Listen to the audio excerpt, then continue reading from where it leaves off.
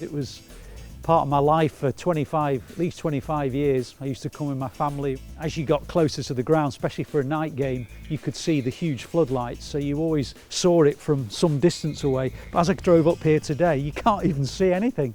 There's nothing that resembles Maine Road except this bit here, which is just a bit weird. So yeah, it just feels weird, it feels odd. But I guess the thing that is important about this spot is it gives you an idea of the geography of the ground, because the Kipax was over there, not that there's anything that resembles it anymore, and the main stand was over there.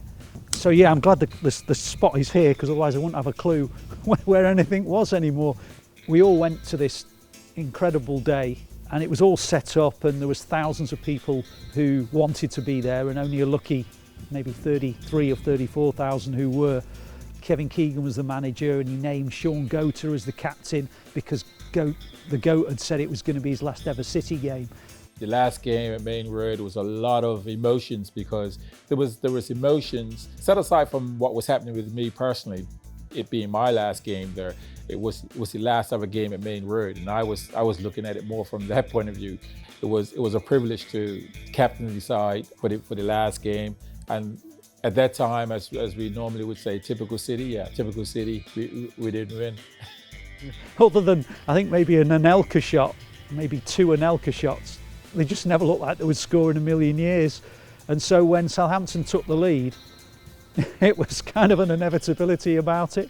But that was City. That was City, certainly at Maine Road, in the Maine Road era. But you know what? At the end of the game, the final whistle, it didn't really matter that the City had lost. And I think the remaining sort of hour after the game was all about people literally tearing stickers off their seat numbers and trying to like pull up things that were movable so they would have some sort of treasured memory. And the irony was actually, which I also remember, that they'd beaten Liverpool at Anfield the week before, and 2 weeks earlier they lost at home, and the game before that was the last time we actually scored a goal at Maine Road, which actually led to a really poignant fact that the last City scorer at Maine Road was Mark Vivianne Foe. He'll always have a place in City history that he was the last ever scorer, which was incredibly fitting as it turned out. And I know, because it's Southampton, that we're thinking about the last day at Maine Road.